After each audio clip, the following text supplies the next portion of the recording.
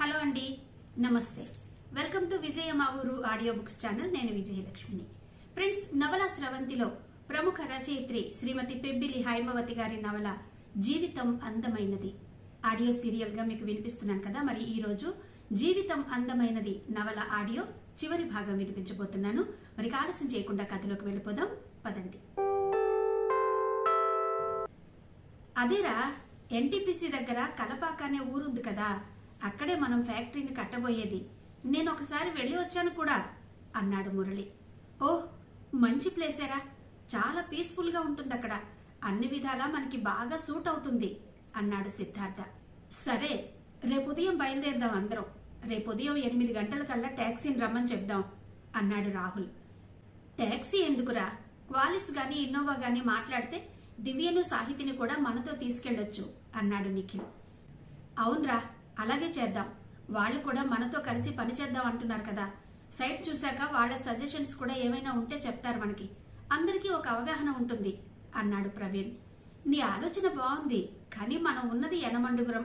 Qualis గాని Innova గాని 1+7 సీట్లు కదా, ఎలా సరిపోతుందిరా మనకు అని అడిగాడు ప్రశాంత్. ఏముందిలేరా, 2 ట్యాక్సీలు బుక్ చేసుకుంటే రాహుల్, సిద్ధార్థ, దివ్య, సాహితి ఒక దానిలో వస్తారు. మనం 4 మరో దానిలో వెళ్దాం అన్నాడు ప్రవీణ్. సరే అయితే అలాగే చేద్దాంలేండి అన్నాడు రాహుల్. అంతా కలిసి మర్నాడు కలపాక బయలుదేరారు ఫ్యాక్టరీ సైట్ చూసేందుకు. సైటు, దాని చుట్టూ ఉన్న లొకేషన్స్ చూసి అంతా చాలా సంతృప్తి చెందారు. అరే రాహుల్, మొత్తానికి మంచి ప్లేసెస్ సెలెక్ట్ చేశావురా. చుట్టూ అందమైన కొండలు, చల్లటి వాతావరణం, చాలా ప్రశాంతంగా ఉందిరా. ఈ స్థలం ఈ రోజు మనకింత చీప్ గా దొరికింది, కానీ ముందు ముందు ఇక్కడ భూమి రేటు ఆకాశాన్ని అంటుతుందని మా ఫ్రెండ్స్ అన్నారా అన్నాడు ప్రవీణ్. మనకు కూడా ఏదో తెలిసిన వాళ్ళు ఉండడం వలన ఈ రేటుకు దొరికింది. మామూలుగా అయితే మనకు అందుబాటులో ఉండేది కాదు అన్నాడు రాహుల్. రాహుల్, ఇక్కడ వాటర్ సోర్స్ చాలా తక్కువ ఉన్నట్టుంది. మన ఫ్యాక్టరీ కన్స్ట్రక్షన్ కి చాలా కష్టమవుతుందేమో అంది సాహితి. లేదు సాహితి, అటు చూడు, ఆ ఒడ్డున చిన్న ఏరుంది. వర్షాలు పడితే అది బాగా నిండిపోయి పొంగి పొర్లుతుందట. ఒకవేళ ఎండిపోయినా ఇక్కడ చాలా తక్కువ లోతుకే నీరు పడుతుందట. బోరు గాని బావి గాని ఏదైనా పెద్ద ఖర్చు కాదని ఇక్కడ రైతులు అన్నారు అన్నాడు రాహుల్. అయితే ఇంకే, మనం బోర్వెల్ కొట్టించేద్దాం, పర్మనెంట్ గా ఉంటుంది. బావైతే తరచూ పూడికలు తీయించాల్సి ఉంటుంది అంది దివ్య. అవును, అది పాయింటే, అలా చేస్తే సరిపోతుంది అన్నాడు మురళి. అరే, జాన్ చెట్లు ఎంత పెద్ద కాయలో అంది సాహితి చిన్నపిల్లలా సంబరపడిపోతూ. అవును, భలే ఉన్నాయి కాయలు అంటూ అంతా జామ చెట్టు కోసం ఎగబడ్డారు కాయల కోసం. నచ్చినన్ని కాయలు కోసుకు తిని తెచ్చుకున్న వాటర్ బాటిల్స్ నీళ్లు తాగారంతా. ఒరే, మీరందరూ ఆకలిని ఏడుస్తారేమోనని ఈ బిస్కెట్ ప్యాకెట్స్ తెచ్చాన్రా, నాకు మోత బరువే మిగిలింది అన్నాడు నిఖిల్ వాటిని చూపిస్తూ. ఏం పర్వాలేదు లేరా, ఇంటికి వెళ్లేలోగా వాటిని లాగించేద్దాం, నువ్వేం బెంగపడకు అన్నాడు ప్రవీణ్. అంతా అలా మాటల్లో ఉండగా, నాదో చిన్న సూచన.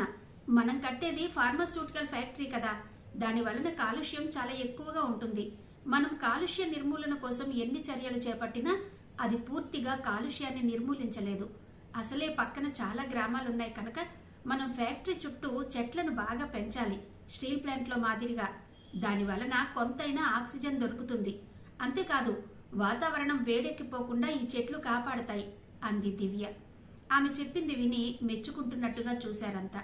అవును, దీని మీద మనం ప్రత్యేక శ్రద్ధ పెట్టాలి. లేకపోతే భోపాల్ గ్యాస్ లీక్ అయినట్టు ఇక్కడ ఏదైనా జరగరానిది జరిగితే చుట్టుపక్కల ఉన్న గ్రామాల వాళ్ళు సఫర్ అవుతారు. ఇలాంటి కాంప్లికేషన్స్ ఏమీ రాకుండా దివ్య చెప్పినట్టు ముందుగానే మనం జాగ్రత్త పడితే మంచిది అన్నాడు మురళి. సరే, అలాగే చేద్దాం. అందుకే ఎవరికి తోచిన సజెషన్స్ వారు చెప్పండి, దాన్ని బట్టి ఫ్యూచర్లో మనం ఏం చేయాలో ప్లాన్ చేసుకుందాం అన్నాడు ప్రవీణ్. మన ప్లాంట్ సిటీకి చాలా దూరంగా ఉంది కదా, అక్కడి నుండి ఇక్కడికి రావాలంటే చాలా టైం పడుతుంది. దాని వలన మనం పని గంటలు నష్టపోవడమే కాక వర్కర్స్ కి కూడా చాలా శ్రమగా ఉంటుంది. కాబట్టి వర్కర్స్ కి ఇక్కడే నివాసాలు ఏర్పాటు చేస్తే బాగుంటుంది. ఫ్యాక్టరీ నిర్మాణంతో పాటు వర్కర్స్ కి ఇల్లు కట్టేందుకు కూడా ప్లాన్ చేయాలి అన్నాడు నిఖిల్ ఉత్సాహంగా. నువ్వన్నది బాగానే ఉంది నిఖిల్. అయితే వర్కర్స్ అందరినీ సిటీ నుంచి తేవడం చాలా కష్టం కనుక సాధ్యమైనంత మందిని ఈ చుట్టుపట్ల గ్రామాల నుంచి రిక్రూట్ చేసుకుని ట్రైనింగ్ ఇస్తే బాగుంటుంది. అంతగా అయితే స్కిల్డ్ వర్కర్స్ ని సిటీ నుంచి తీసుకురావచ్చు అన్నాడు సిద్ధార్థ. అవును, క్వార్టర్స్ సలహా బాగానే ఉన్నా దాంతోపాటు సిద్ధార్థ చెప్పింది కూడా చాలా సమంజసంగా ఉంది. ఆ రకంగా చేస్తే మనకు స్థానికుల దగ్గర నుంచి కూడా మంచి సపోర్ట్ ఉంటుంది అన్నాడు మురళి. ఇదొక్కటే కాదురా, మనకిక్కడ కావలసినంత ప్లేస్ ఉంది కనుక క్వార్టర్స్ తో పాటు వాళ్ళకి మెడికల్ ఎయిడ్ అందించేందుకు చిన్న క్లినిక్ గురించి కూడా ఆలోచిస్తే బాగుంటుంది అన్నాడు ప్రవీణ్. సరే, మనం ఏం చేసినా పక్కాగా పద్ధతిగా ఉండేలా చేద్దాం. ఎవరికి ఎటువంటి హాని ఉండకుండా జాగ్రత్త పడదాం. ప్రభుత్వ గైడ్ లైన్స్ ప్రకారం అన్ని సేఫ్టీ మెజర్స్ పాటిద్దాం. ఎందుకంటే మనకు కావలసింది మనతో పాటు అందరూ బాగుండాలనే తపన తప్ప కేవలం స్వలాభం కోసం కాదు కదా. దానికనువుగానే మన కార్యక్రమాలన్నింటినీ రూపొందించుకుందాం అన్నాడు మురళి. ఓకే, అలాగే చేద్దాం. ఇంకేమైనా సలహాలు సూచనలు ఉంటే చెప్పండి అన్నాడు రాహుల్. ఒక క్యాంటీన్ కూడా పెడితే బాగుంటుందిరా అన్నాడు ప్రవీణ్. ఒరే, వీడికి ఎప్పుడు తిండి గొడవేరా, ఆ క్యాంటీన్ ఏదో పెట్టి వీడికి అప్పగించండిరా అన్నాడు నిఖిల్ నవ్వుతూ. అలా మాట్లాడుకుంటూనే చుట్టూ మరోసారి చూసి వచ్చి కార్యక్రమంతా అక్టోబర్ 2 నాటికి ఫ్యాక్టరీ శంకుస్థాపన చేయాలని అనుకున్నారు. ఎలాగూ ట్యాక్సీలు బుక్ చేసుకున్నాం కదా అని హోటల్లో భోజనాలు కానిచ్చి సైట్ సీయింగ్కు బయలుదేరారంతా. సిద్ధార్థకు తెలిసిన వారు ఉండడంతో పర్మిషన్ తీసుకుని స్టీల్ ప్లాంట్ అంతా తిప్పి చూపించాడు. ఆ తర్వాత గంగవరం బీచ్కు వెళ్లారు. పేరుకు స్నానాలు చేయలేదన్న మాటే గాని అందరూ 35% సాగర జలాల్లో తడిసి ముద్దయ్యారు. అక్కడి నుండి షిప్ యార్డ్ మీదుగా సిటీలోకి వచ్చేశారు. దారిలో ఉన్న కోరమండల్ ఫెర్టిలైజర్స్ గురించి చెప్పాడు సిద్ధార్థ.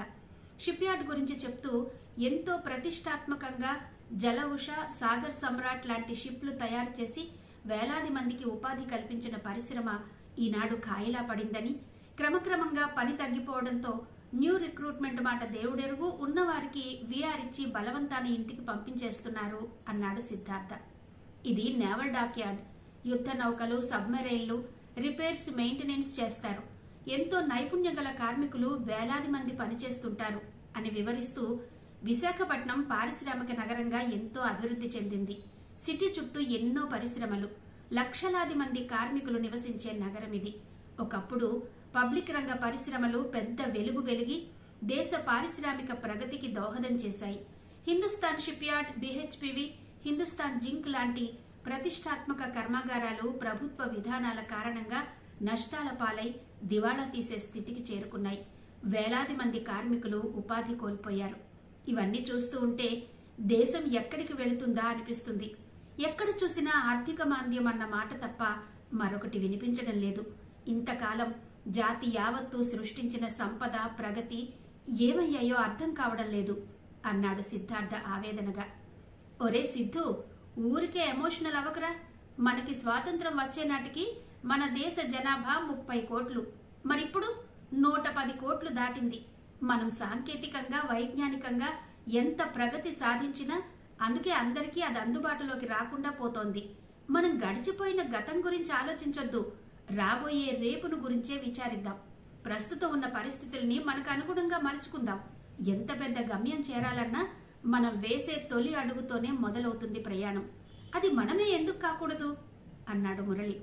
అవును, చుట్టూ ఉన్న చీకటిని తిట్టుకుంటూ కూర్చునే బదులు దాన్ని పారద్రోలేందుకు చిరుదీపాన్ని వెలిగించే ప్రయత్నం మనం చేద్దాం అన్నాడు నిఖిల్. భలే వాడివిరా నిఖిల్, మా మాట మాకే అప్పచెప్తున్నావే అన్నాడు ప్రవీణ్. అది నిన్నటి మాట. నేటి మాట అయితే ఎన్ని అవరోధాలు ఎదురైనా ముందుకు దూసుకుపోవడమే అన్నాడు నిఖిల్ చెయ్యి పైకెత్తి ఏదో సిద్ధాంతం చెబుతున్నట్టుగా. అలా సరదాగా కబుర్లు చెప్పుకుంటూ సిటీ అంతా తిరిగి సాయంత్రం 7 గంటలకల్లా ఇల్లు చేరుకున్నారు. వీళ్ళ 5గురి పట్టుదల, పనితీరు చూసి మరికొంతమంది ఉత్సాహంగా ముందుకొచ్చారు అందులో భాగస్వాములయ్యేందుకు. చివరికి మిత్రులంతా కలిసి ఫ్యాక్టరీ నిర్మించేందుకు అనుమతితో పాటు బ్యాంక్ లోను కూడా సంపాదించుకున్నారు. అన్నీ ఒక కొలిక్కొచ్చాక మురళి విజయవాడ వెళ్లి శంకర్ నారాయణ గారిని కలిశాడు. వయస్సు పైబడడం వలన గతంలో మాదిరి ఆయన బయట ఎక్కువగా తిరగడం లేదు. ఏదైనా అవసరం ఉంటే జగన్నాథం గారే ఆయన దగ్గరకొచ్చి సలహాలు, సంప్రదింపులు చేస్తూ ఉంటారు. చాలా కాలం తర్వాత మురళిని చూడటంతో ఆయన కళ్ళు ఆనందంతో మెరిశాయి. లేని ఓపిక తెచ్చుకుని మంచం మీద లేచి కూర్చున్నారు. ఎలా ఉన్నారు సార్ అంటూ మురళి తాను తెచ్చిన స్వీట్సు, పళ్ళు బల్ల మీద పెట్టి ఆయన కాళ్లకి నమస్కరించాడు. ఆయుష్మాన్ భవ అంటూ దీవించి, ఎలా ఉన్నావురా, ఇన్నాళ్లు నన్ను చూడకుండా ఎలా ఉండగలిగావు మురళి అంటూ ఆదరంగా మురళి చెయ్యి పట్టుకున్నారు శంకరనారాయణ గారు. నాకేం సార్, నేను బాగానే ఉన్నాను. ఇలా మీకు దూరంగా ఉండడం నాకు కష్టంగానే ఉన్నా అనుకున్నది సాధించాలనే పట్టుదలతో ఉండిపోయానక్కడ. ఇదిగో ఇన్నాళ్లుగా నేను సంపాదించింది 30 లక్షలు అంటూ శంకర్ నారాయణ గారి చేతిలో బ్యాంక్ పాస్బుక్ పెట్టాడు. నాకెందుకురా ఇది, మన జగన్నాథం గారికి ఇవ్వు అన్నాడు. లేదు సార్, ఇది మీ దగ్గరే ఉండనివ్వండి అంటూ తను తన ఫ్రెండ్స్ తలపెట్టిన ప్రణాళిక గురించి వివరించాడు మురళి. బాగుందిరా, మొత్తానికి నా కలను నిజం చేశావు. నీ చెల్లెళ్లను తమ్ముళ్లను పైకి తీసుకొచ్చేందుకు ఎంత కష్టపడ్డావురా. నిన్ను చూస్తే నాకు చాలా గర్వంగా ఉంది అన్నారాయన. కేవలం మన శరణాలయానికే ఈ సహాయాన్ని పరిమితం చేయాలనుకోవడం లేదు సార్. దీనిలో నుండి 25 లక్షలు ఇనీషియల్ క్యాపిటల్ గా మన శరణాలయం తరపున ఫ్యాక్టరీలో పెడదాం సార్. దాని నుండి వచ్చిన ప్రాఫిట్ తో మన శరణాలయం పిల్లలకే గాక తెలివితేటలుండి పై చదువులు చదువుకోలేని పేద విద్యార్థులకు భోజన వసతులు కల్పించి చదివిద్దాం. మనం ఇలా చేయడంతో మన శరణాలయానికి మంచి గుర్తింపు రావడమే కాక విరాళాల రూపంలో ఇంకా ఫండ్స్ వస్తాయి. ఈ విరాళాల కోసం గతంలో మాదిరి మనం ఎవరి దగ్గరకు వెళ్లి అడగనవసరం లేదు. మన గురించి వాళ్ళు వీళ్ళు చెప్పుకునే మౌత్ పబ్లిసిటీ ద్వారానే అన్ని సమకూరుతాయని నా ఉద్దేశం. అలా వాళ్లంతట వాళ్లే మనకు సహాయం చేస్తామని ముందుకొస్తారు. మిగతా 5 లక్షలు శరణాలయం మరమ్మతులకు, రాబోయే విద్యార్థులకు వసతిగా ఉండడం కోసం మరో బిల్డింగ్ కట్టిద్దాం సింపుల్ గా అన్నాడు మురళి. చాలా బాగుంది మురళి నీ ఆలోచన.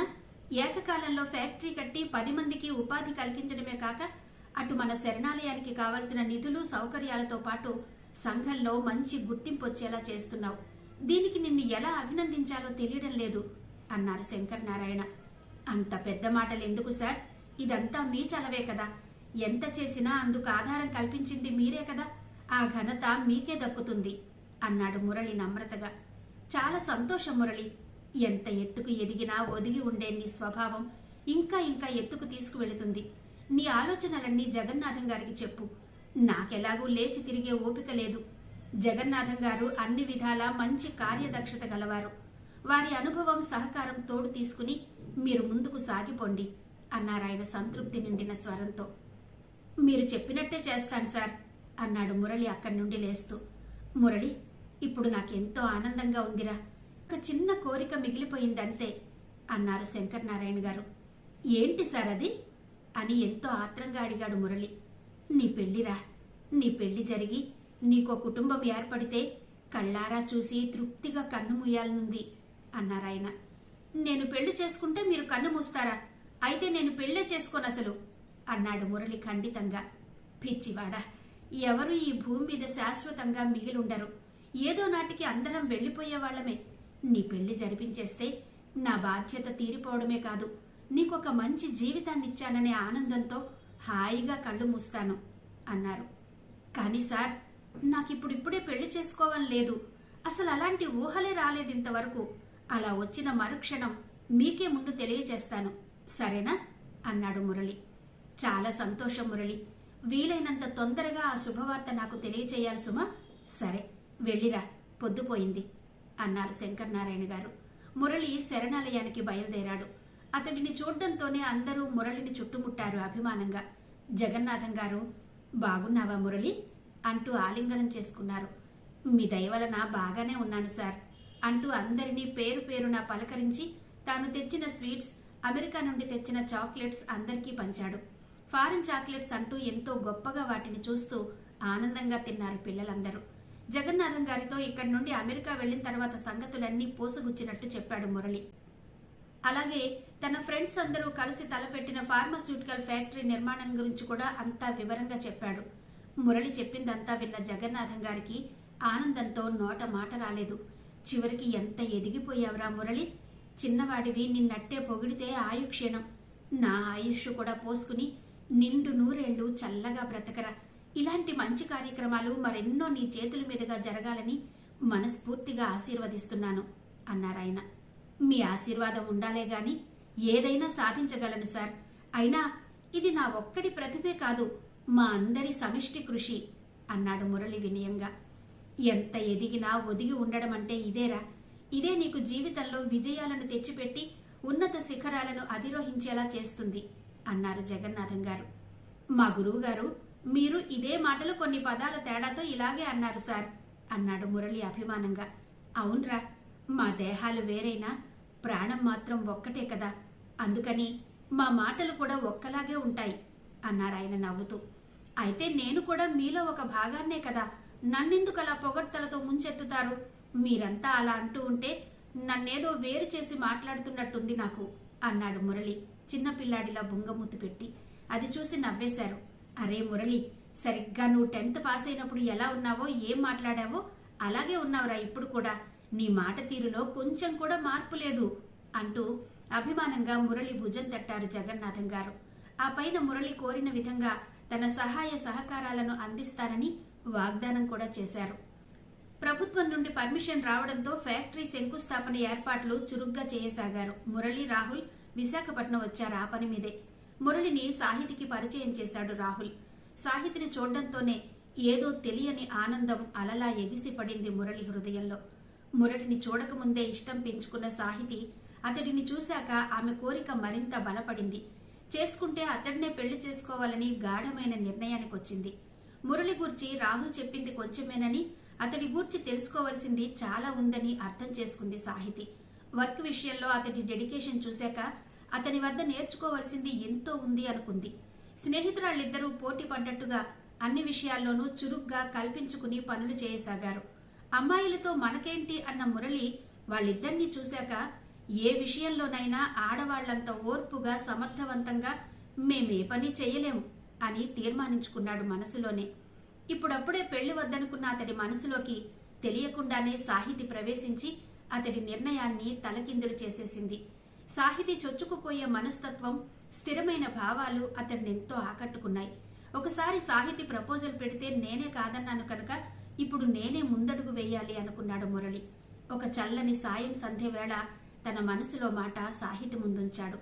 సాహితి, నేను అమెరికాలో ఉండగా మనం పెళ్లి చేసుకుందామనే ప్రపోజల్ పెట్టావు నువ్వు.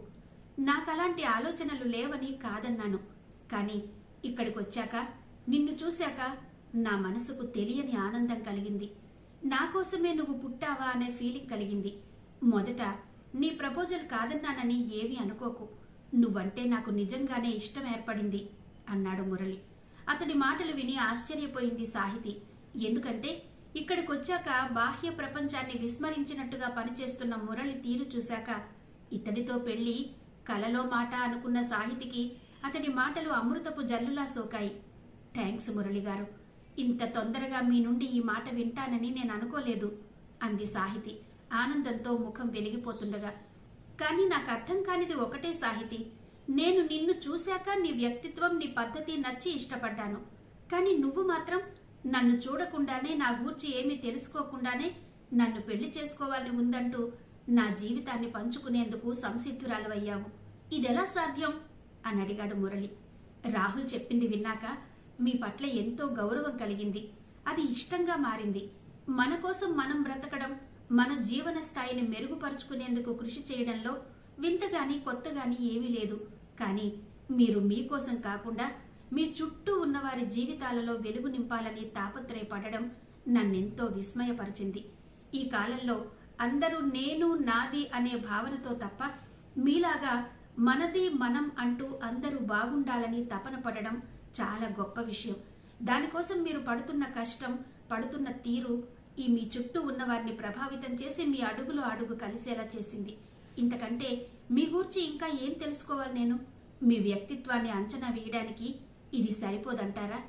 మీకేమి కాని వారి కోసమే మీరింత తాపత్రయపడినప్పుడు మీ జీవితంలో భాగం పంచుకునే భార్యను ఇంకా అధికంగానే ప్రేమించగలరు అనిపించింది. అందుకే నా అభిప్రాయం మీకు తెలియచేశాను. ఆలస్యం అమృతం విషం అన్నట్టుగా. మీకు ఆశ్చర్యం అనిపించవచ్చు, ఏంటి ఇలా మొదటే పెళ్ళంటూ వెంటపడుతోంది అని. ఎవరికి ఎప్పుడు ఎవరి మీద ఇష్టం, ప్రేమ కలుగుతాయో ఎవ్వరూ చెప్పలేరు కదా. అంతేకాదు, నా ఫ్రెండ్ దివ్య అన్నట్టు పెళ్ళంటే అవసరం కోసం చేసుకునే ఒక వ్యాపారం కాదు, ఒప్పందం కాదు. జీవిత భాగస్వామి అంటే బిజినెస్ పార్ట్నరు కాదు. 2 హృదయాలను ముడివేసే పవిత్ర బంధం అంటుంది. నిండు నూరేళ్లు ఏ స్వార్థం లేకుండా ఒకరికొకరు తోడు నీడగా నడవగలిగినప్పుడే ఆ వివాహ బంధం అంతమైన బంధంగా మారుతుంది అని, అది మీతోనే సాధ్యమని అనుకున్నాను నేను. అలాగే మీలో నాకు నచ్చిన మరో గుణం ఇతరుల నుండి ఏమీ ఆశించకుండా వారిని నిండు మనసుతో ప్రేమించడం. నేటి సమాజంలో ఎక్కువ శాతం జనాలు తాము ఏ పని చేసినా దాన్ని టీవీల్లోనూ పత్రికల్లోనూ ఫోటోలతో సహా వచ్చేలా ప్రచారం చేసుకుంటున్నారు. వారేదో పెద్ద సంఘ సేవకుల్లా ముద్ర వేయించుకోవాలని తాపత్రయపడుతున్నారు. పబ్లిసిటీ ద్వారా సంఘంలో పలుకుబడి పెంచుకోవాలని వారి తహతహ. కానీ మీరు ఇంత కష్టపడుతున్నా ఇలాంటి ప్రచారాలకి దూరంగా ఉన్నారు. ఇలా చేయడం మీ బాధ్యతగా ఎంచి ఒక డెడికేషన్తో చేస్తున్నారు. ఈ గుణాలు చాలవా మిమ్మల్ని ఇష్టపడేందుకు? అయినా మీరు ఆ రోజు నా ప్రపోజల్ను కాదనడంతో మీతో జీవితాన్ని పంచుకునే అర్హత నాకు లేదేమోనని చాలా బాధపడ్డాను. కనీసం ఒక స్నేహితురాలిగానైనా మిగిలిపోవాలని ఆశపడ్డాను. అనుకోకుండా ఈరోజు ఈ మాట చెప్పి నాకెంతో సంతోషాన్ని కలగచేశారు. థ్యాంక్స్ ఎలాట్ అంది సాహితి ప్రఫుల్ల వదనంతో. లేదు సాహితి గారు, ఇందులో అదృష్టం ఏదైనా ఉంటే అది నాదే. ఎందుకంటే మీలాంటి మంచి అమ్మాయి నాకు తోడుగా దొరకడం సామాన్య విషయం కాదు. కోరి కోరి నా జీవితంలోకి అడుగు పెడుతున్నారు భాగ్య దేవతల అంటూ ఆగాడు మురళి. మీరు నన్ను మరీ మోసేస్తున్నారు మురళి. అయితే నాదో చిన్న రిక్వెస్ట్.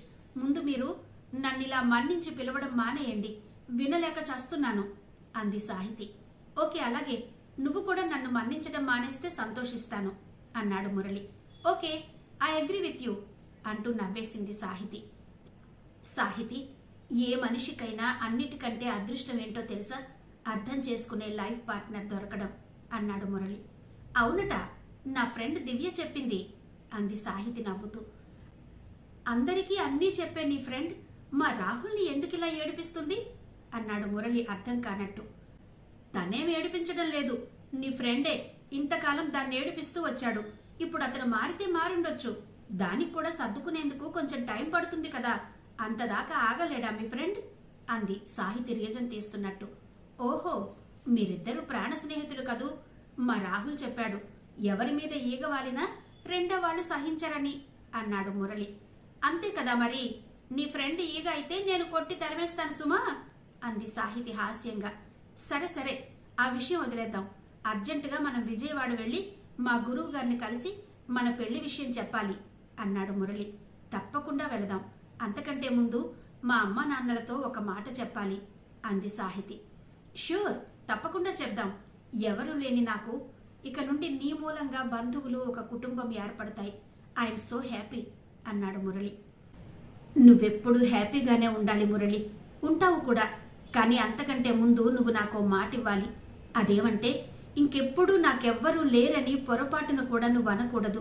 ఇంతకాలం తండ్రిలా నిన్ను కంటిపాపలా చూసుకున్న మీ సార్, నీ వాళ్లమైన మేమందరం నీతోనే, నీ చుట్టూనే ఉండగా నీవు ఎవరూ లేని ఏకాకివి ఎలా అవుతావు అంది సాహితి అభ్యర్థనగా. సాహితి ఆప్యాయతకు, అభిమానానికి కరిగి నీరైపోయాడు మురళి. సాహితి చేతిని అపురూపంగా అందుకుని ముద్దు పెట్టుకుని వదిలేశాడు. అతడి చర్యకు పులకించిపోయింది సాహితి. ఇద్దరూ కలిసి సాహితి ఇంటికి వెళ్లారు. ఏ విషయమూ తల్లిదండ్రుల దగ్గర సాహితి దాచిపెట్టలేదు కనుక అతడిని సాహితి తీసుకురావడంతోనే గ్రహించారు వాళ్ళు వచ్చిందెవరో. నాన్నగారు, నేను చెప్పాను కదా రాహుల్ ఫ్రెండ్ మురళి గారని, ఈయనే అని మురళి వైపు తిరిగి మా అమ్మ నాన్న అంటూ దయాకర్ని శాంతమ్మని పరిచయం చేసింది. అంతలో తూనీగలా ఎగురుకుంటూ వచ్చింది సునీత అక్కడకు. మా చెల్లాయి అంటూ పరిచయాలు ముగించింది. పరస్పర పరిచయాలు, కుశల ప్రశ్నలు అయ్యాక తాను వచ్చిన విషయం సూటిగా చెప్పేశాడు మురళి. సార్, నాకు ఆచారాలు, సంప్రదాయాల గురించి ఏమీ తెలీదు. సాహితి నా గూర్చి అంతా చెప్పే ఉంటుంది కనుక ప్రత్యేకంగా నేను చెప్పేదేం లేదు. మా ఇద్దరి పరిచయం కొద్దిపాటిదే అయినా మేమిద్దరం కలిసి ఈరోజే ఒక అభిప్రాయానికి వచ్చాం, పెళ్లి చేసుకుందామని. వెంటనే మీ అనుమతి కోసం ఇక్కడికొచ్చాము. మీరు అంగీకరిస్తే చాలా సంతోషిస్తాం అన్నాడు మురళి ఏ ఉపోద్ఘాతం లేకుండా. సాహితి ఏం చేసినా బాగా ఆలోచించే చేస్తుందని గట్టి నమ్మకం దయాకర్కు, శాంతమ్మకు. దానికి తోడు మురళి చదువు, సంస్కారం, రూపురేఖలు వారికి చాలా నచ్చాయి. అందుకే మరో మాటకు అవకాశం లేకుండా తమ అంగీకారాన్ని తెలిపారు. పెళ్లి లాంటి అతి ముఖ్యమైన విషయంలో వాళ్లంత తొందరగా ఒక నిర్ణయానికి రావడం చూసి మొదట ఆశ్చర్యపడినా తాను, సాహితి కూడా అదే విధంగా ఆలోచించారు కదా అనుకున్నాడు మురళి. సరే బాబు, మంచి రోజు చూసి ముహూర్తాలు పెట్టుకుందాం. మీ తరపున మీ గురువుగారు శంకర్ నారాయణ గారే కదా, వారిని కలిసి అన్ని వివరంగా మాట్లాడతాను అన్నాడు దయాకర్రావు. సార్, నాదో చిన్న రిక్వెస్ట్. మా పెళ్లి మాత్రం ఎంత వీలైతే అంత నిరాడంబరంగా జరిపించండి. పెళ్లి పేరిట ఆర్భాటాలకు చేసే ఖర్చుతో మా శరణాలయం పిల్లలకు 1 నెల గ్రాసం వస్తుంది. అసలు మా పెళ్లి శరణాలయంలోనే జరిపిస్తే ఇంకా సంతోషంగా ఉంటుంది నాకు అన్నాడు మురళి ఉద్వేగంగా. మురళి మాటలు కన్విన్సింగ్గా, అతడు చెప్పిన తీరు ముచ్చటగా అనిపించింది దయాకర్కి. సరే బాబు, అలాగే చేద్దాం అన్నాడు వెంటనే. అతడి భార్య శాంతమ్మ ఊరుకోలేదు. మనకి మాత్రం ఎవరున్నారని పెళ్లి ముచ్చటగా ఇక్కడ చేసుకోకుండా ఎక్కడో పెట్టుకునేందుకు? మన చుట్టాలు బంధువులు ఏమంటారో అంది సందేహంగా చూస్తూ.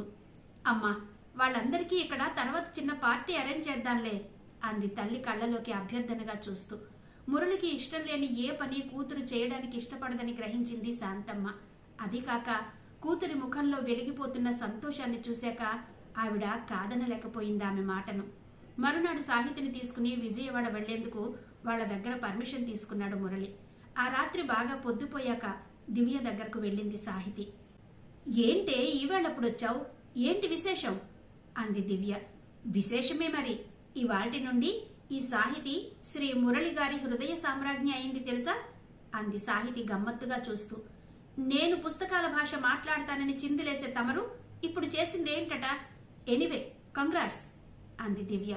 కంగ్రాచులేషన్స్ సరే, నువ్వెప్పుడు చెప్తావే ఈ శుభవార్త అంది సాహితి. ఏం చెప్పడమో, ఆ కోతిగాడు ఉత్త బుద్ధులా తయారయ్యాడే. అసలు ఒక్కసారైనా నాతో మాట్లాడే ప్రయత్నం చేశాడేమో చూడు అంది దివ్య కంప్లైంట్ ఇస్తున్నట్టుగా. అయితే ఈసారి రాహుల్ అడిగితే నువ్వు ఓకే చెప్పేస్తావన్నమాట అంది సాహితి. ఏది ఆ అవకాశం అంది దివ్య నిరాశగా. వస్తుంది లేవే, కంగారు పడకు. కళ్యాణం వచ్చినా కక్కొచ్చినా ఆగదంటారు. ఆ ఘడియలు తోసుకొస్తే అన్ని వాటంతటవే జరిగిపోతాయి. సరే, రేపు మేమిద్దరం విజయవాడ వెళ్తున్నాం మురళి గురువు గారిని కలిసేందుకు అంది సాహితి. సరే, వెళ్ళిరండి, ఆల్ ది బెస్ట్ అంది దివ్య. స్నేహితురాలికి ఆ కబురు చెప్పి హుషారుగా ఇంటికి వెళ్లిపోయింది సాహితి. సాహితిని వెంటబెట్టుకుని సరాసరి శంకర్ నారాయణ గారింటికి వెళ్లాడు. ఇద్దరూ కలిసి ఆయన పాదాలంటి నమస్కరించారు. మురళి పెదవి విప్పి చెప్పకుండానే అంతా అర్థమైపోయింది ఆయనకు. ఇద్దరూ కలకాలం సుఖంగా పిల్లాపాపలతో ఉండండి అని దీవించారాయన. మురళి సిగ్గుపడి శంకరనారాయణ గారి ముఖంలోకి చూడలేనట్టు తల వంచుకున్నాడు. అరే, ఆడపిల్లలా సిగ్గేమిట్రా? ఇదిగో అమ్మాయి, మా వాడు ఒట్టి అమాయకుడు, మొహమాటస్తుడును. నువ్వే కాస్త కనిపెట్టుకుని చూస్తూ ఉండాలి అన్నారు. అలాగే అన్నట్టు వినయంగా తల ఊపింది సాహితి. ఆ తర్వాత వాళ్ళిద్దరితో ఎన్నో విషయాలు ముచ్చటించారాయన. మురళి ఒక ఇంటివాడు కావడం ఆయనకు చెప్పలేనంత ఆనందాన్నిచ్చింది. ఫ్యాక్టరీ విషయాలు ఎంతవరకు వచ్చాయో అడిగి తెలుసుకున్నారాయన. ఆ తర్వాత ఇద్దరూ కలిసి శరణాలయానికి బయలుదేరారు. వాళ్ళని చూడటంతోనే అక్కడ పిల్లలందరూ అన్నయ్య అంటూ ఆప్యాయంగా చుట్టుముట్టారు. ఈ అక్క ఎవరన్నయ్యా అని అడిగారు కుతూహలంగా. తను అక్క కాదురా, మీ వదిన అన్నాడు మురళి. వాళ్ళంతా ఏదో అర్థమైనట్టుగా తమ సంతోషాన్ని తెలియచేశారు. ఆ తర్వాత సాహితికి శరణాలయంలోని అణువణువును పరిచయం చేశాడు మురళి. అదిగో అక్కడే నేను మొదటి రోజు వచ్చినప్పుడు బెదురుగా కూర్చున్నది గిరి ప్రసాద్ వచ్చి నా భయం పోగొట్టారు. ఇదిగో ఇక్కడే ఈ గదిలోనే మేం నలుగురం కలిసి బీటెక్ వరకు చదువుకున్నది. శంకర్ నారాయణ గారు ఈ శరణాలయానికి వచ్చినప్పుడు ఆ వరండాలో పడకుర్చీ వేసుకుని మా అందరి అల్లరి ఆటపాటలు చూస్తూ కాలక్షేపం చేసేవారు. ఈ గదిలో జగన్నాథం గారుంటారు. మా గురువుగారిలాగే ఆయన కూడా ఆ జన్మ బ్రహ్మచారి. గురునాథం గారు మాత్రం రోజు బయట నుంచి వస్తారు. వారికి భార్య పిల్లలు ఉన్నారు అంటూ అక్కడ తన స్నేహితులతో ఆడిపాడిన అనుభవాలను అనుభూతులను సాహితితో పంచుకున్నాడు మురళి. ఇంతలోనే ఏదో పని మీద బయటకు వెళ్లిన జగన్నాథం గారు తిరిగొచ్చారు. మురళిని చూసి ఆనందంగా వాళ్ల దగ్గరకొచ్చారు. ఏరా మురళి, ఎప్పుడొచ్చావు అని అడిగారు ఆదరంగా. ఇప్పుడే వచ్చాం సార్, తను సాహితి అంటూ పరిచయం చేశాడు మురళి. ఇద్దరూ వంగి జగన్నాథం గారి కాళ్లకు నమస్కారం చేశారు. ఆదరంగా ఇద్దరినీ లేవనెత్తారాయన. చాలా సంతోషం మురళి, మన గురువుగారి ఆజ్ఞను సుగ్రీవాజ్ఞలా పాటించావన్నమాట అన్నారు చిరునవ్వుతో. ఏదో అలా అనుకోకుండా జరిగిపోయింది సార్ అన్నాడు మురళి సిగ్గుపడుతున్నట్టు. ఎందుకురా అలా సిగ్గుపడతావు? ఆడపిల్లలా, నీకంటే అమ్మాయే బెటర్ అంటూ నవ్వారాయన.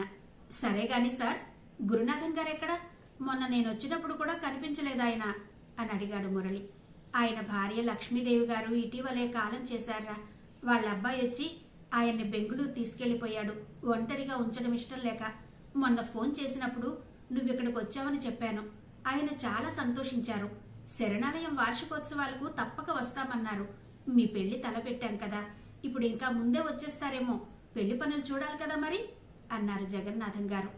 అవును, మీరు తప్ప నాకెవరున్నారు? అన్నీ మీ చేతుల మీదుగానే జరిగిపోవాలి. వారి ఫోన్ నెంబర్ ఇస్తే నేను వారితో మాట్లాడతాను అన్నాడు మురళి. అలాగే లే, భోంచేద్దాం పదండి అంటూ వారిని డైనింగ్ హాల్లోకి తీసుకెళ్లారు జగన్నాథం గారు. పిల్లలందరూ అక్కడ పరిచిన తుంగ చాపల మీద వరుసగా కూర్చున్నారు. అందరికీ ప్లేట్లు పెట్టి భోజనాలు వడ్డించారు. వారితో పాటు సహపంక్తిన సాహితీ, మురళి, జగన్నాథం గారు కూర్చున్నారు. పిల్లలంతా ముక్త కంఠంతో ప్రార్థన చేయడం మొదలుపెట్టారు. ఓం త్రయంబకం యజామహే సుగంధిం పుష్టివర్ధనం ఉర్వారుకమివ బంధనాన్ మృత్యోర్మృక్షీయమామృతాత్ మాతృదేవో భవ పితృదేవో భవ ఆచార్యదేవో భవ అతిథి దేవో భవ అంటూ తమకు జన్మనిచ్చిన తల్లిదండ్రుల్ని, గురువుల్ని, అతిథులను స్మరించారు. చివరిగా నీ పాద కమలముల సేవయు నీ పాదార్చకులతోడి నెయ్యము అంటూ నమస్కారం చేసి అన్నం కలిపి తొలి ముద్ద చేత్తో పట్టుకుని నుదుటికి తాకించి అన్నపూర్ణే సదాపూర్ణే శంకర ప్రాణవల్లభే అంటూ ప్రార్థించి కళ్ళకద్దుకుని తినడం మొదలుపెట్టారు. అలా ప్రార్థన చేస్తున్న పిల్లల్ని, వారితో పాటు గొంతు కలిపిన మురళి, జగన్నాథం గార్లను కళ్ళు విప్పార్చుకుని చూసింది సాహితి. తాను తింటున్న భోజనం ఉత్త అన్నం, కూర, చారులా కాక అమృతంలా అనిపించింది సాహితికి. ఇలాంటి వాతావరణంలో పెరగబట్టే మురళికి ఇంత మంచి సంస్కారం అబ్బింది అనుకుంది. చాలా రోజుల తర్వాత తీరిక చిక్కింది రాహుల్కి ఆ రోజు. అతడు ఇన్ని రోజులుగా విశాఖపట్నంలో ఉంటున్న ఫ్యాక్టరీ పనుల ఒత్తిడి వలన అతనికి దివ్యతో మాట్లాడే అవకాశం చిక్కలేదు. ఇన్నాళ్లకి సావకాశంగా మాట్లాడేందుకు అవకాశం చిక్కడంతో దాన్ని జార విడుచుకోదలుచుకోలేదతడు. మంచం మీద పడుకుని ఏదో పుస్తకం చదువుకుంటోంది దివ్య. రాహుల్ని చూడటంతోనే ఉలికిపాటుగా లేచి కూర్చుంది. లేచావేం దివ్య, కూర్చో అంటూ చనువుగా వెళ్లి ఆ మంచం మీదే కూర్చున్నాడు రాహుల్. అతను అక్కడికి రావడంతోనే ఊపిరాడనట్టుగా అయింది దివ్యకు. మెల్లగా బయటకు వెళ్లేందుకు 2 అడుగులు వేసింది. ఏ దివ్య, నేను నీకోసమే ఇక్కడికి వచ్చాను, మరి నువ్వు అలా వెళ్ళిపోతే ఎలా అన్నాడు రాహుల్ మృదువుగా. ఆ గొంతులో లాలన దివ్యను కట్టిపడేసింది. మౌనంగా నించుండిపోయింది, మాటలు రానట్టుగా. రోజు అతడితో ఫ్యాక్టరీ పనుల మీద కలిసి తిరుగుతున్నా మాట్లాడుతున్నా కలగని కలవరం ఇప్పుడు అతడి సమక్షంలో ఈ ఏకాంతంలో కలిగింది దివ్యకు. దివ్య, ఇన్ని రోజులుగా మనం కలిసి తిరుగుతున్నాం. నేనేం నీకు కొత్తవాడిని కాదు, నా దగ్గర సంకోచం ఎందుకు అంటూ దివ్య చెయ్యి పట్టి లాగి కూర్చో అన్నాడు రాహుల్ తన పక్కన చోటు చూపిస్తూ. ఇబ్బంది పడుతూనే కూర్చుంది దివ్య అక్కడ. రాహుల్ దివ్య చెయ్యి పట్టుకోగానే ఏవో విద్యుత్ తరంగాలు శరీరమంతా వ్యాపించినట్టయింది దివ్యకు. అతడు గతంలో చాలాసార్లు దివ్యను తాకినా ఇప్పుడు మాత్రం ఏదో తెలియని హాయి శరీరమంతా పాకినట్టయింది. అతడు పట్టుకున్న చేతి వంకే అపురూపంగా చూస్తూ ఉండిపోయింది. ఇంకా ఆ స్పర్శ అక్కడే ఉన్నట్టుగా. దివ్య ఎంతకీ ఏమీ మాట్లాడకపోయేసరికి రాహుల్కి చాలా నిరాశగా అనిపించింది. చివరికి ఆ నిశ్శబ్దాన్ని ఛేదిస్తూ, నా మీద నీకింకా కోపం పోలేదా దివ్య? తప్పయిందని అప్పుడే సారీ కూడా చెప్పాను కదా అన్నాడు రాహుల్ వేడుకోలుగా చూస్తూ. నాకేం కోపం లేదే నీ మీద అంది దివ్య అర్థం కానట్టు చూస్తూ. మరి నాతో మాట్లాడవెందుకని అన్నాడు రాహుల్ ఆరాటంగా. ఎందుకు మాట్లాడడం లేదు? రోజు మాట్లాడుతూనే ఉన్నాను కదా అంది దివ్య అయోమయంగా చూస్తూ. అసలు అతడి మీద కోపం ఉందనే మాటని ఎప్పుడో మర్చిపోయింది దివ్య. ఆ మాటలు వేరు, నాతో మాట్లాడేందుకు ఇంకేమీ లేదా అన్నాడు లాలనగా. ఆ మాట ఇప్పుడు గుర్తుకొచ్చిందా? దానికిప్పటికి తీరిక చిక్కిందా? ఇదేదో హైదరాబాద్ వెళ్లే ముందే మాట్లాడితే నాకింత మనస్తాపం ఉండేదా? నీకోసం నేనెంత ఆరాటపడ్డానో నీకెలా చెప్పను? మాట్లాడారట మాటలు అనుకుంది మనసులోనే దివ్య కినుకగా. అతడు అడిగిన దానికి మాత్రం ఏమీ బదులివ్వకుండా చేతి వేళ్ల వంకే పరిశీలనగా చూస్తూ కూర్చుంది. ఒక పక్క మనసు అతడితో మాట్లాడమని తొందర చేస్తుంటే బిడియపు తెరలు వెనక్కి లాగుతున్నాయి. రాహుల్ వంక కళ్ళెత్తి చూస్తే తన మనసు ఎక్కడ చదివేస్తాడోనని బలవంతాన కళ్ళు వాల్చుకుంది దివ్య. ప్లీజ్ దివ్య, ఏదైనా మాట్లాడు. నీకోసం అన్ని వేల మైళ్ల దూరం నుండి రెక్కలు కట్టుకుని వాలినట్టుగా వచ్చానిక్కడికి. నిన్ను చూడాలని, మాట్లాడాలని ఎంతో తపించిపోతున్నాను. కానీ నా మీద నీకు కొంచెం కూడా కనికరం లేదు అన్నాడు రాహుల్ నిష్ఠూరంగా. అలా ఏం లేదు అంది దివ్య గొంతు పెగుల్చుకుని. మరెందుకు మాట్లాడవు? నన్నెందుకు ఇలా తప్పించుకు తిరుగుతున్నావు? పోనీ ఏం చేస్తే నీకు నా మీదున్న కోపం పోతుందో చెప్పు, చేస్తాను అన్నాడు రాహుల్ ప్రాధేయపడుతున్నట్టుగా. నాకేం కోపం లేదు, నేను మామూలుగానే ఉన్నాను అంది దివ్య గబగబా. అతడు అక్కడి నుండి వెళ్ళిపోతాడేమోనన్న కంగారుతో.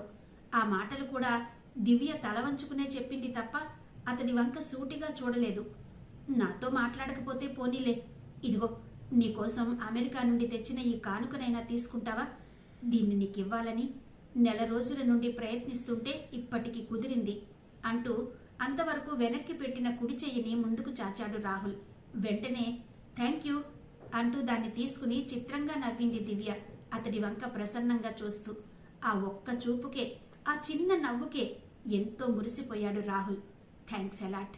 నేనిచ్చే ఈ కానుకను నువ్వు తీసుకుంటావో లేదోనని చాలా బెంగపడ్డాను, కానీ తీసుకున్నావు. ఇప్పుడు నాకెంత సంతోషంగా ఉందో మాటల్లో చెప్పలేను. వస్తాను అని చెప్పి గాల్లో తేలుతున్నట్టుగా ఆ గదిలో నుండి బయటకొచ్చాడు రాహుల్. అతడు వెళ్లిన వంకే సాలోచనగా కాసేపు చూస్తూ ఉండిపోయింది దివ్య. ఆ తర్వాత మెల్లగా చేతిలో ఉన్న ప్యాకెట్ విప్పింది.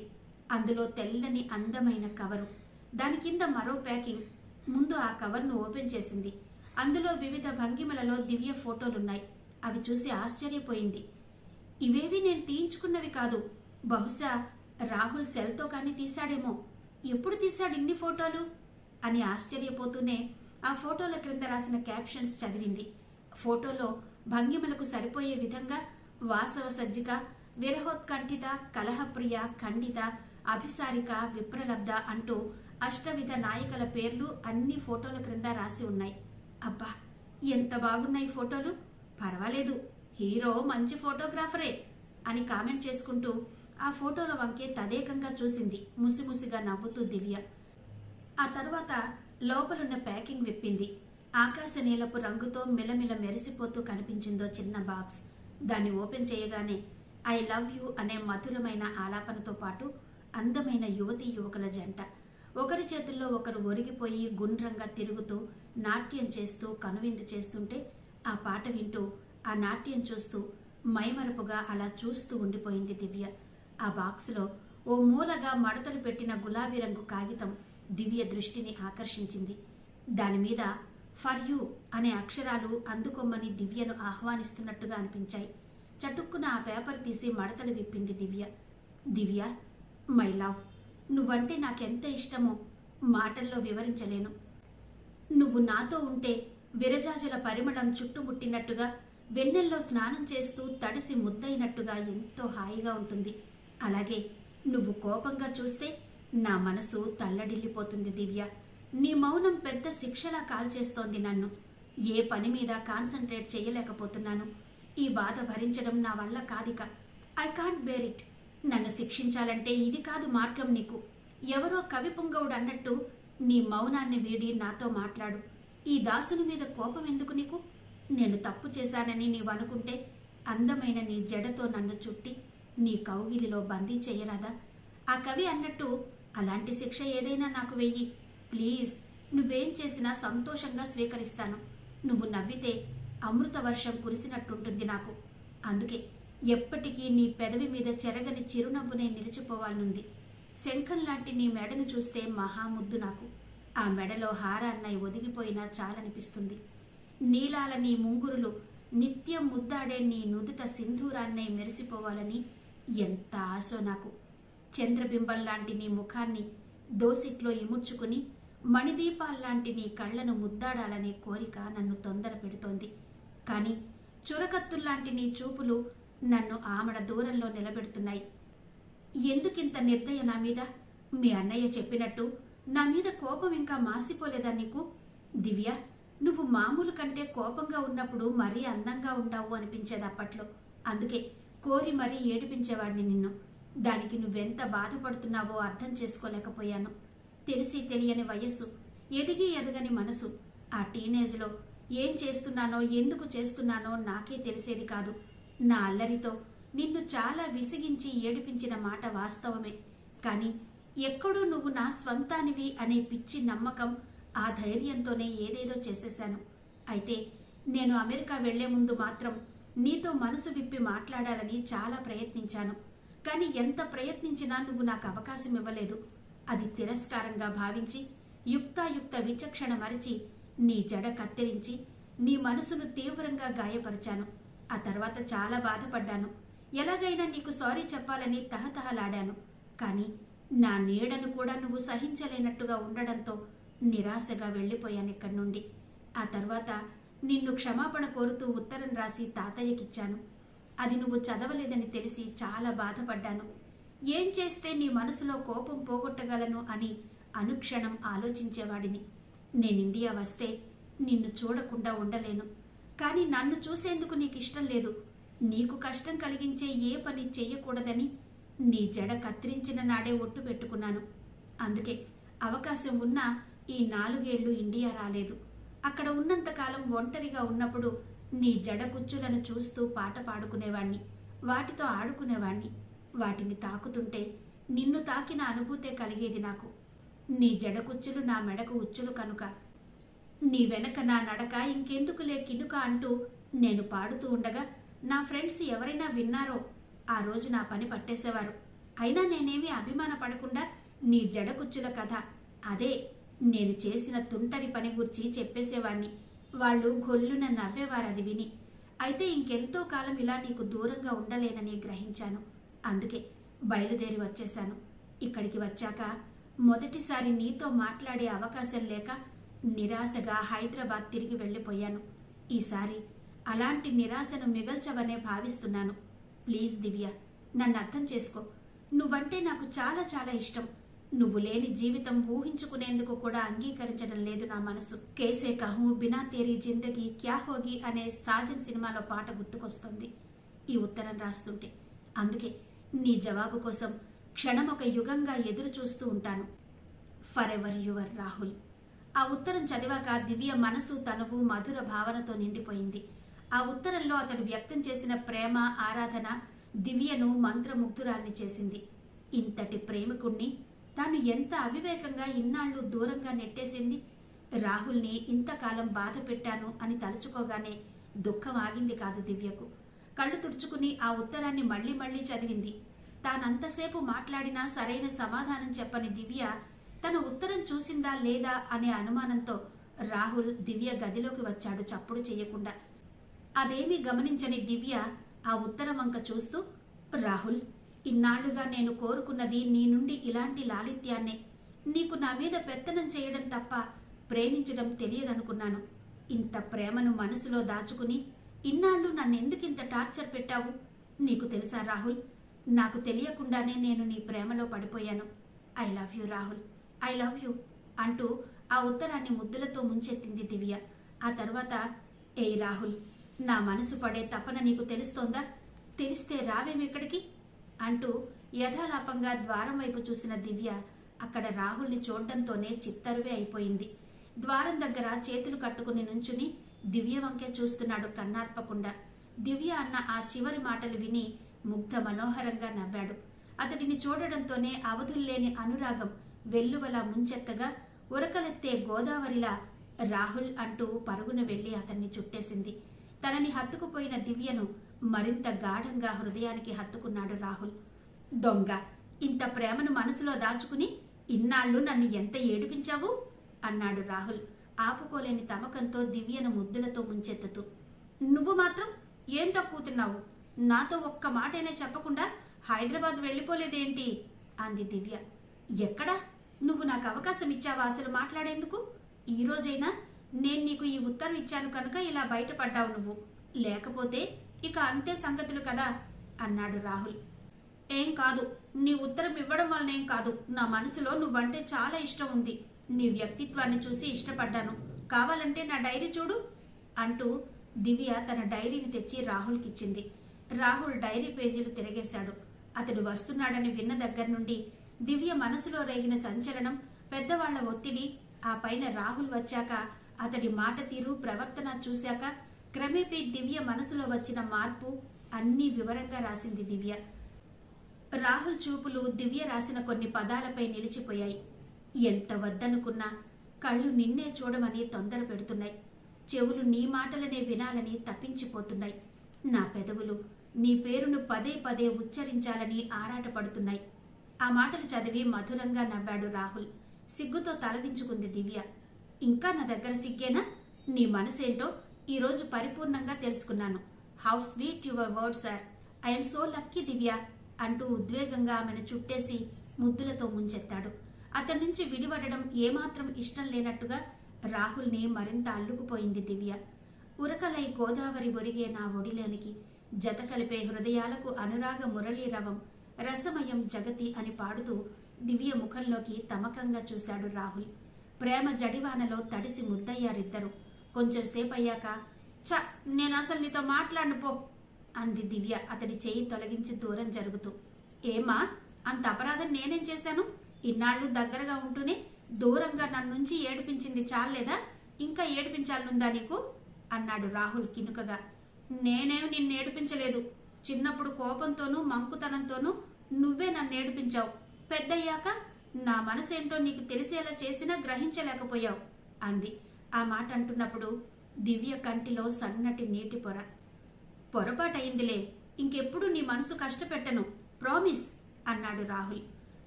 ప్రామిసే. మొన్న నువ్వు హైదరాబాద్ వెళ్ళినప్పుడు నీకోసం నేనెంత ఏడ్చానో తెలుసా?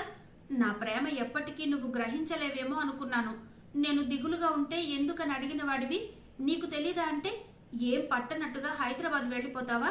అదే నేను నీ స్థానంలో ఉంటే ప్రయాణం వాయిదా వేసి కారణం తెలుసుకునే ప్రయత్నం చేసేదాన్ని అంది దివ్య ఉక్రోషంగా. నాకేం తెలుసు నీ మనసు మారిందని? నా పేరు వింటేనే నువ్వు కస్సుబుస్సు అంటున్నావని మీ అన్నయ్యతో సైతం అంతా చెప్పారు. ఆ పైన ఎంత ప్రయత్నించినా నువ్వు మాట్లాడే అవకాశమే ఇవ్వలేదు నాకు. ఎప్పుడు చూసినా మీ అమ్మనో మీ ఫ్రెండ్ సాహిత్యను అంటి పెట్టుకుని తిరిగావు అన్నాడు రాహుల్ నిష్ఠూరంగా. అటు తిప్పి ఇటు తిప్పి తప్పు నా మీదకే తోసేసావన్నమాట అంది మూతి ముడిచి దివ్య. ఇదిగో అమ్మాయి, అలా మూతి ముడిచి కూర్చుంటే నాకు మహా ముద్ద చేస్తున్నావు. ఆ పైన ఏం జరిగినా బాధ్యత నాది కాదు అన్నాడు రాహుల్ కొంటెగా నవ్వుతూ. అలాగే నేను గట్టిగా ఒక కేక పెట్టానంటే మా నానమ్మ తాతయ్య వచ్చి నీ భరతం పడతారు తెలుసా అంది దివ్య చేతులు తిప్పుతూ. ఆమె అభినయం చూసి పక్కున నవ్వాడు రాహుల్. ఏయ్ స్వీటీ, నిన్నిలా చూస్తుంటే నాకు వెనకటి రోజులు గుర్తుకొస్తున్నాయి. నేను నిన్ను బాగా ఏడిపిస్తున్నానని అమ్మకి కంప్లైంట్ ఇచ్చి నన్ను ఇంట్లోంచి పంపించేయమన్నావట కదా అన్నాడు రాహుల్. నేనే నిన్ను పంపమల్లా, ఆ కీర్తినే పంపమన్నా అంది దివ్య సిగ్గుపడుతున్నట్టుగా. తెలుసులే, జామ చెట్టెక్కి కాయలు కోసుకొచ్చి నీకంటే కీర్తికి 2 ఎక్కువిచ్చానని అసూయ పడ్డావు కదూ అన్నాడు రాహుల్. అవును బాబు, నాకు అసూయే. ఇంత చక్కని నన్ను పక్కన పెట్టి ఆ కీర్తి వెంట తిరిగితే కోపం రాదేంటి అంది దివ్య తన వంక తన అందం వంక చేతులు తిప్పి చూపిస్తూ. అది సంగతి. అక్కడుంది కిటుకంతా. నీ కోపానికి ఉక్రోషానికి కారణం మా కీర్తి అన్నమాట అన్నాడు రాహుల్ అల్లరిగా. చెప్పో, నీతో అస్సలు మాట్లాడను. నువ్విలా కవ్వించి నాతో ఏదేదో వాగించేస్తున్నావు అంది దివ్య తన మనసులో నిక్షిప్తమైన భావాలన్నీ అతడి ముందు బహిర్గతం కావడంతో. అలా అని నిన్నేమీ తప్పు పట్టడం లేదులే దివ్య. ఇందులో నా తప్పు కూడా ఉంది కదా. నిన్నేడిపించడం తప్ప నీ మనసు ఏనాడు తెలుసుకునే ప్రయత్నం చెయ్యలేదు. కానీ నువ్వు అనుకుంటున్నట్టు కీర్తి అంటే నాకు వేరే అభిప్రాయం లేదు. నీకు సిద్ధు ఎంతో నాకు కీర్తి కూడా అంతే. ఈ సంగతి అక్కడ అమ్మ వాళ్ళందరికీ తెలుసు అన్నాడు రాహుల్. నిజమా? అసలు సంగతి తెలియక నేను అపార్థం చేసుకున్నాను, సారీ అంది దివ్య సిగ్గుపడుతున్నట్టుగా. ఈ విషయంలో నువ్వేం సిగ్గుపడిన అవసరం లేదు. ప్రేమ ఎక్కువగా ఉన్న చోటే అసూయ కూడా ఉంటుందట. అసలే నువ్వు సత్యభామ అపరావతారానివి అంటూ నవ్వాడు రాహుల్. అందుకేగా నా జడ కత్తిరించి తీసుకుపోయావు. అందుకేగా ఇన్నాళ్ళు ఇంత దూరం నెట్టేశావు నన్ను. చాలింకా, ఇవాళ్టితో ఈ అల్లరికి స్వస్తి చెప్పేద్దాం అంది దివ్య.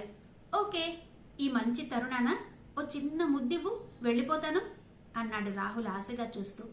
ముద్ద? నోవే బాబు, ఇప్పటికే బోలెడు అడ్వాన్స్గా ఇచ్చేశాను. ఇక చాలు. ఇంత రాత్రి వేళ ఎవరైనా చూస్తే ఏమనుకుంటారు? ఈ సొగసు కత్తె దివ్యకు ఈ అందాల రాహుల్కి జత కుదిరిందని సంబరపడతారు. మరే ఈ కొండముచ్చుకి మా అందాల దివ్యతో ఏం పనని నీ వీపు విమానం మోగిస్తారు అంది దివ్య నవ్వుతూ.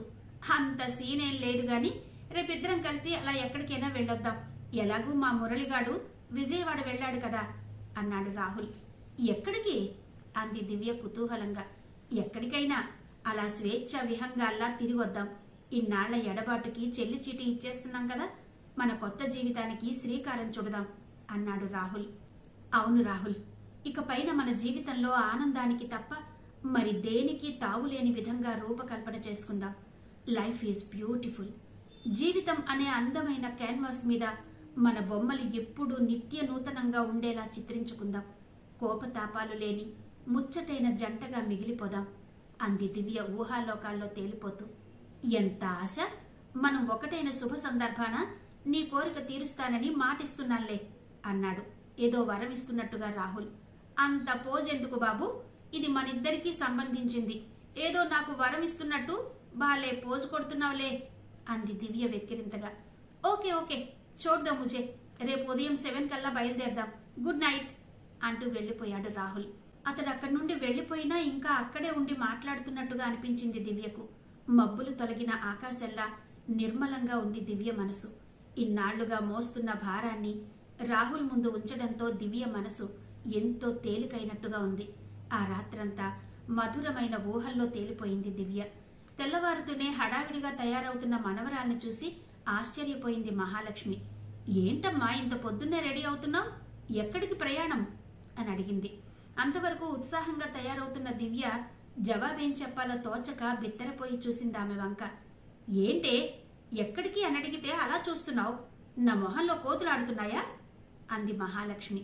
ఆ మాట వింటూనే కొంటె నవ్వు దివ్య పెదవులపై కదలాడింది. అవునాన్నమ్మా, ఓ కోతి నన్ను షికార్కి రమ్మని పిలిచింది, అందుకే రెడీ అవుతున్నాను అంది దివ్య అల్లరిగా.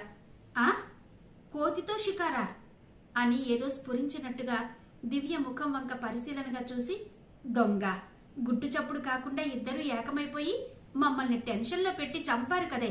ఎనీవే, కంగ్రాచ్యులేషన్స్ అంది మహాలక్ష్మి మనవరాలి బుగ్గల మీద ముద్దుల వర్షం కురిపిస్తూ. ఆవిడ మాటలు విన్న కాంతారావు, రాజశేఖర్, జయంతి వచ్చారక్కడికి. విషయం తెలిసి ముగ్గురు దివ్యను చుట్టుముట్టారు. ఈ వార్త వినడంతోనే అందరి మనసులు అంతులేని ఆనందంతో పొంగిపోయాయి. కాంతారావు దివ్యను దగ్గరకు తీసుకుని, నాకు తెలుసమ్మా, నువ్వెప్పుడూ సరైన నిర్ణయమే తీసుకుంటావని అన్నాడు వాత్సల్యంగా దివ్య నుదుటి మీద ముద్దు పెట్టి. ఇవాళ నా గుండెల మీద నుండి పెద్ద భారం దింపినట్టయిందమ్మా అన్నాడు రాజశేఖర్.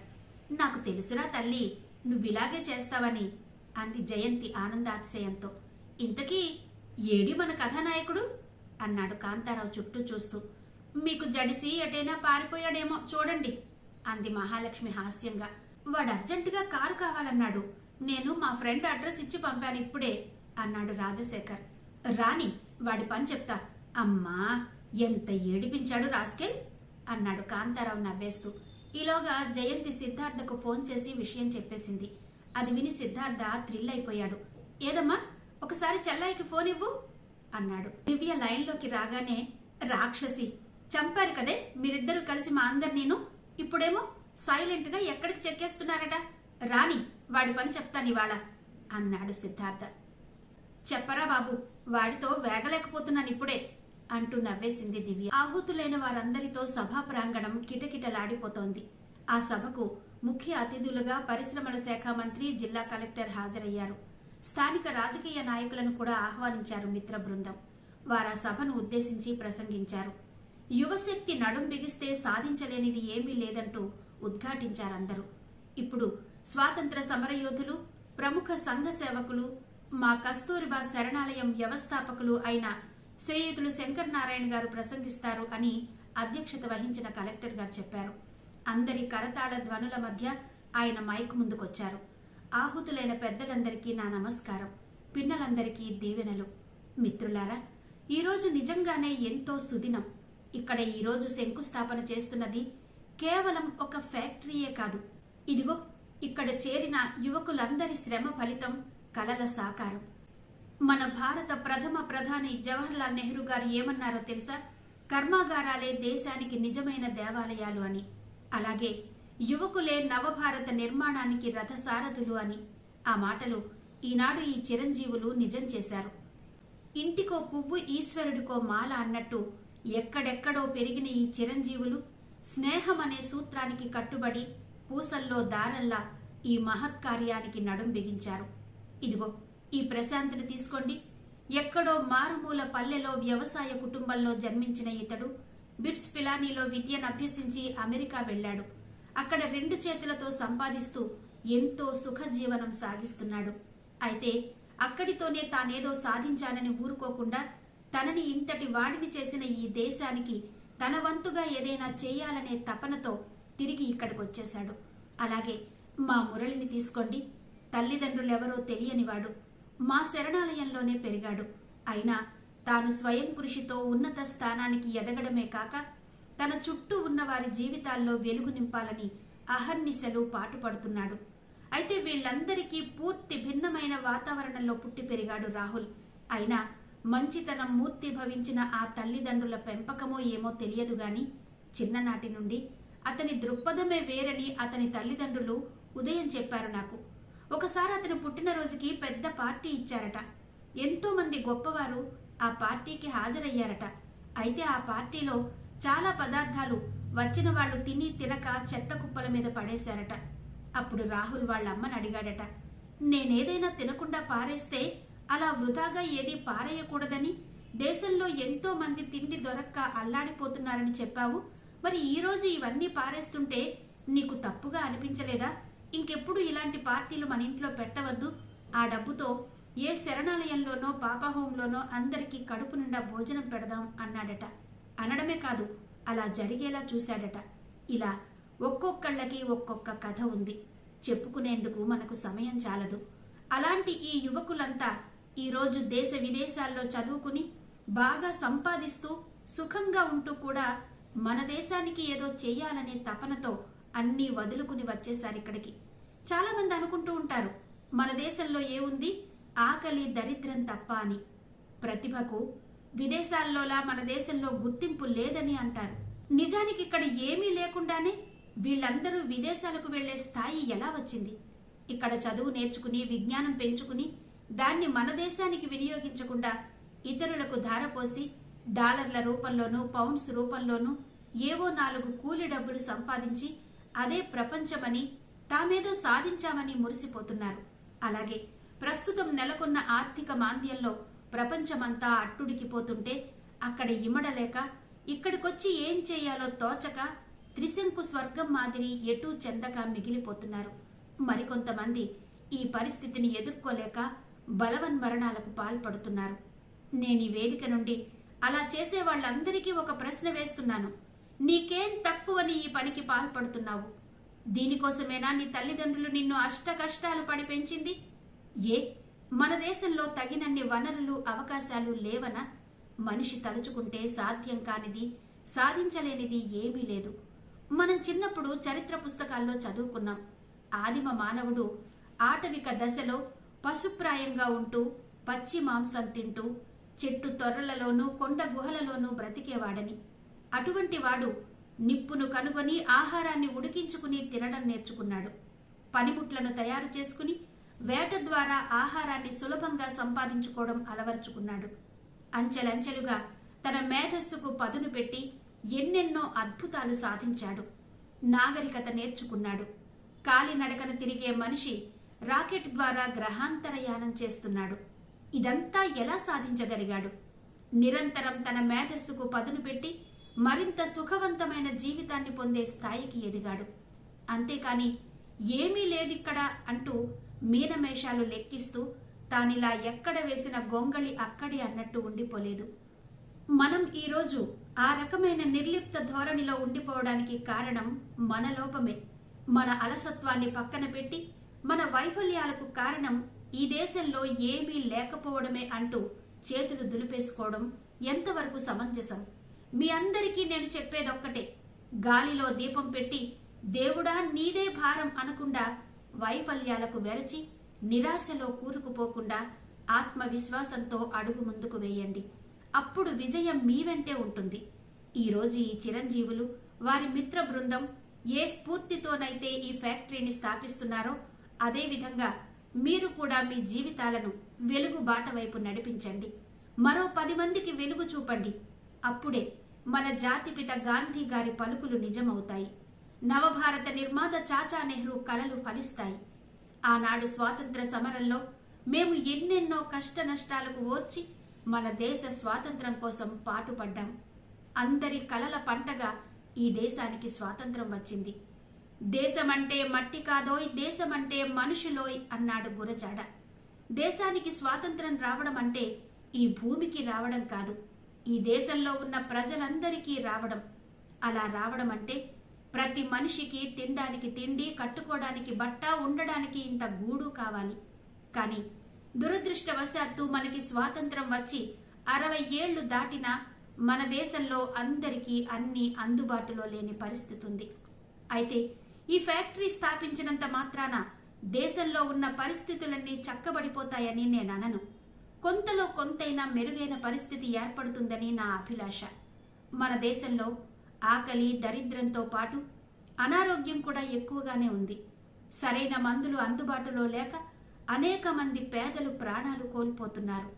వారందరికీ అందుబాటులో నాణ్యమైన మందులు దొరికేలా చేయాలని ఈ చిరంజీవుల ఆకాంక్ష.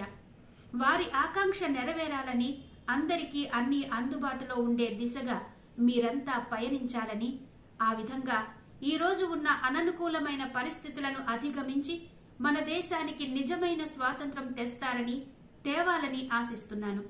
చిరంజీవులారా, మీరందరికీ మరోమారు నేను చెప్పేదొకటే. కష్టంలో ఉన్న ప్రతి మనిషి అనుకుంటాడు, లోకంలో ఎవరూ కూడా నా అంత బాధలు పడడం లేదని, నాకే ఇలా ఎందుకు జరుగుతోందని కుమిలిపోతాడు. అలా బాధపడడం వలన అతనేం సాధిస్తాడు? ఆ బాధలో నుండి బయటపడేందుకు మార్గం వెతికితేనే జీవితం సుఖవంతమవుతుంది. నిరాశతో, నిస్పృహతో జీవితాలను అంతం చేసుకుని కన్నవారి కడుపులో చిచ్చు పెట్టకండి. మీ చుట్టూ ఉన్న పరిస్థితులను తిట్టుకుంటూ కూర్చుని కాలయాపన చెయ్యకండి. మెరుగైన జీవితం కోసం అన్వేషణ సాగించండి. మీ జీవితాల్లో వెలుగు నింపుకుని మీ చుట్టూ ఉన్న వారి జీవితాలను కూడా ఆనందమయం చేయండి.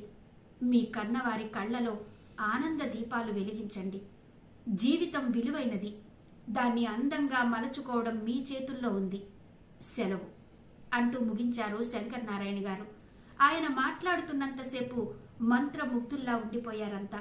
ఆయన ఉపన్యాసం ముగించాక చప్పట్ల హోరుతో ఆ ప్రదేశమంతా మారుమోగిపోయింది. అదండి, మరి ఈ నవలలో మనం ముందు మాటలో చెప్పుకున్నట్టుగానే, అంటే రచయిత్రి గారు ఈ మాట చెప్పారనమాట. జీవితంలో చాలా మందికి ఎప్పుడైనా ఏదో ఒక కష్టం వస్తూనే ఉంటుంది. ప్రతి ఒక్కరికి కూడా కష్టం లేని వారెవరూ లేరు. కష్టం వచ్చినప్పుడు మనం అనుకుంటూ ఉంటాం, నాకే ఇంత కష్టం వచ్చింది అని అనుకుంటూ ఉంటాం. కానీ మనలాగే అందరికీ ఏదో ఒక రకమైనటువంటి కష్టం ఉంటుంది. అయితే ఆ కష్టంలో నిరాశను పొందకుండా, జీవితాన్ని అంతం చేసుకునే దిశగా నిరాశతో కుమిలిపోకుండా, జీవితాన్ని దిగ్విజయంగా ముందుకు సాధించే విధంగా సాధన చేస్తే, ప్రయత్నిస్తే తప్పకుండా విజయవంతంగా ముందుకు సాగిపోతాం అన్న కథనం ఈ కథలో మనకు అందించారు శ్రీమతి పెబ్బిలి హైమవతి గారు. మరి ఈ నవల మీకెలా అనిపించింది? ఆడియో ఎలా అనిపించింది? తప్పకుండా మీ కమెంట్స్ ని నాకు కమెంట్ బాక్స్ లో తప్పకుండా తెలియజేయండి. అలాగే మరో చక్కటి నవలతో మళ్ళీ మీ ముందుకు వస్తాను. అంతవరకు సెలవు, నమస్తే.